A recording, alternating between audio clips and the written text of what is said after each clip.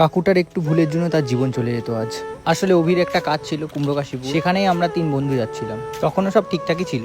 হঠাৎ একটা কাকুটার এত তারা, সে টোটোর সাইড থেকে বেরাতে গেছে। সে ফলোই করেনি যে একটা গাড়ি আসছে। টোটোটার পাশ থেকে তার চাকাটা জাস্ট বেরিয়েছে আর আমাদের বাইকে ধাক্কা মেরেছে। এটা দেখে প্রচুর লোক ভিড় জমিয়েছে। সাইকেলের অবস্থাটা দেখো একবার। কাকুটার পিছনে ডিমের পেটি ছিল, সেই ডিমের পেটিও সব ভেঙে চুরে গেছে। এবারে একটু সাবধানে চলাফেরা করো, তোমার তো আর জীবনও চলে যেত। কি বা দরকার ছিল রং সাইড দিয়ে যাওয়ার কাকু? কুটার কিছু হয়নি, এটাই ভালো। কুটার সাইকেল ঠিক করিয়ে বন্ধু দোকানে চলে গেল। বন্ধুর কাজ হওয়ার পর বন্ধু একটা মেশিন লাগাতে একটা বাড়িতে গেল।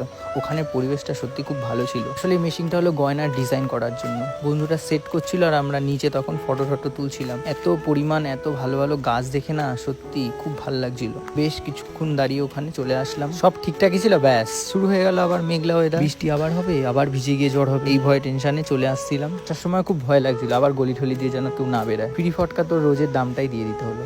তোমাদের সবাইকে একটা কথাই বলবো, সাইকেল বাইক যেটাই হোক আস্তে চালাও।